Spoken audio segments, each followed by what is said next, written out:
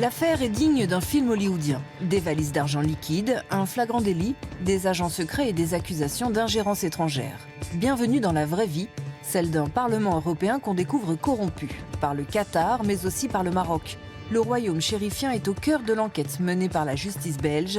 Mais qu'attend-il de ses partenaires européens ?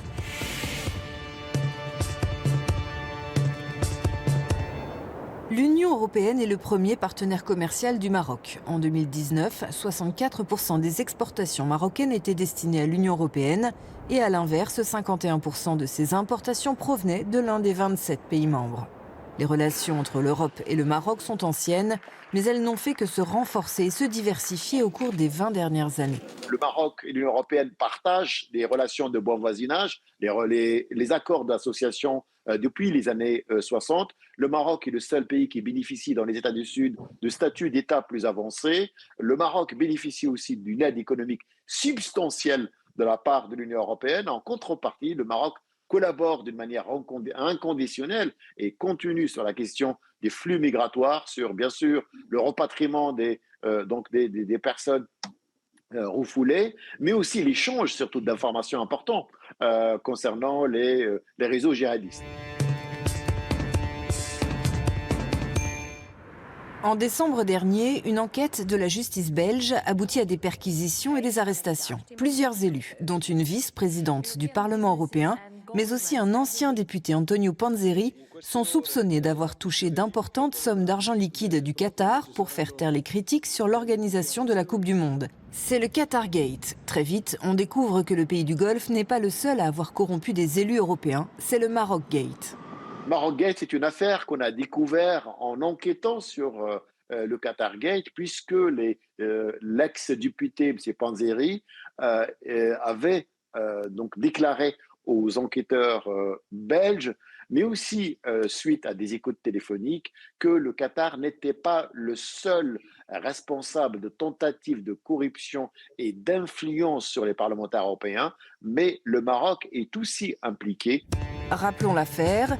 Antonio Panzeri, que voici, a longtemps été responsable des relations avec les pays du Maghreb au Parlement européen. Selon les premiers éléments de l'enquête, il aurait entretenu des relations troubles avec Abderrahmane Atmoum, un diplomate marocain duquel il aurait obtenu de l'argent liquide et des cadeaux. L'affaire est embarrassante parce qu'elle éclabousse le Parlement européen et jette le soupçon sur ceux qui travaillent avec le Maroc. Vous avez une écrasante majorité de parlementaires qui font leur travail de manière extrêmement sérieuse et intègre et qui sont, comme moi, extrêmement en colère. Et cette colère est d'autant plus forte s'il était avéré qu'il y ait eu tentative de corruption de certains de mes collègues de la part d'acteurs marocains, que ça porte préjudice à notre volonté à travailler avec le Maroc. Au quotidien, les parlementaires doivent bien sûr discuter avec des pays étrangers. Mais où placer la ligne rouge à ne pas franchir ? À quel moment les discussions se transforment en influence, voire en ingérence, quand on discute avec un acteur qui veut défendre ses intérêts ? Les positions divergent au sein de la délégation pour les relations entre l'Union européenne et le Maghreb. Moi, j'ai jamais ressenti, si vous voulez, de pression de la part des Marocains. Par contre, qui défendent leurs intérêts avec beaucoup de détermination, ça c'est sûr. C'est vrai que la délégation marocaine est particulièrement présente, active, proactive, contacte les députés et avec le recul et l'apparition de ces affaires, de ce scandale et du lien évident avec le Maroc, il est vrai que cette Assemblée, par exemple, n'a pas adopté de résolution d'urgence qui soit critique vis-à-vis du Maroc depuis de nombreuses années.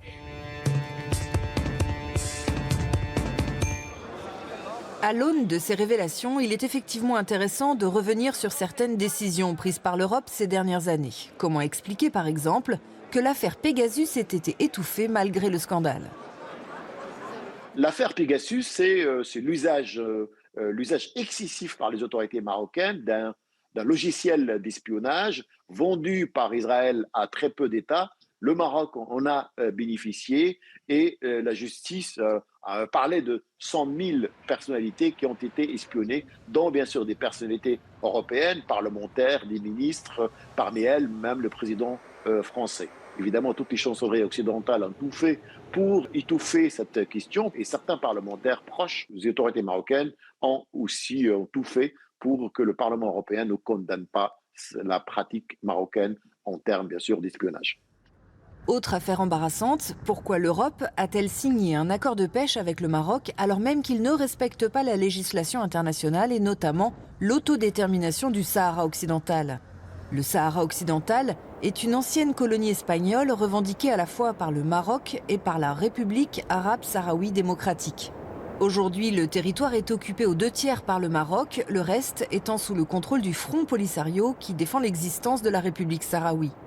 L'ONU estime que c'est au peuple sahraoui lui-même de dire s'il veut être indépendant.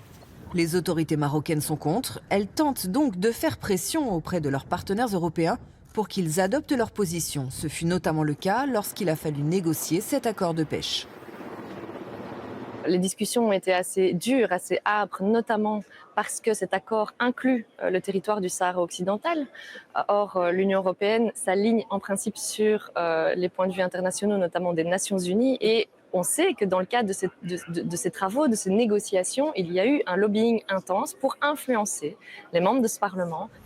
Autre sujet délicat, la question du respect des droits humains au Maroc. Longtemps tabou, le sujet a finalement été mis sur la table à la faveur des derniers rebondissements. Omar Hadi, Hajar et Souleymane Ressouni, Taoufik Bouachrine, voilà quelques noms de ceux dont les droits à une justice équitable sont bafoués au Maroc pour leur travail de journaliste. Le temps de l'impunité semble révolu au sein de l'hémicycle strasbourgeois. Mi-janvier, les parlementaires européens ont adopté à une écrasante majorité une résolution condamnant les atteintes à la liberté de la presse au Maroc, en citant notamment le cas d'Omar Hadi, un journaliste indépendant critique à l'égard du pouvoir et condamné à 6 ans de prison.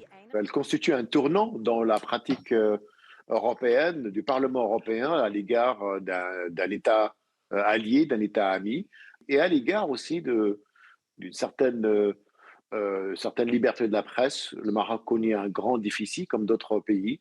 Jamais auparavant, le Parlement européen a osé franchir ce cap de condamner publiquement et avec quand même presque unanimité le Maroc. Preuve de son caractère inédit, cette résolution a été âprement commentée de l'autre côté de la Méditerranée, par les défenseurs des droits humains qui se réjouissent de ce changement de ton, mais aussi par les parlementaires marocains qui se réjouissent un peu moins. Ils ont dénoncé une tentative d'ingérence dans les affaires intérieures marocaines et préviennent qu'ils vont reconsidérer leurs relations avec le Parlement européen. Il faudra donc observer dans les prochains mois l'évolution ou non de la relation entre le Maroc et l'Union européenne.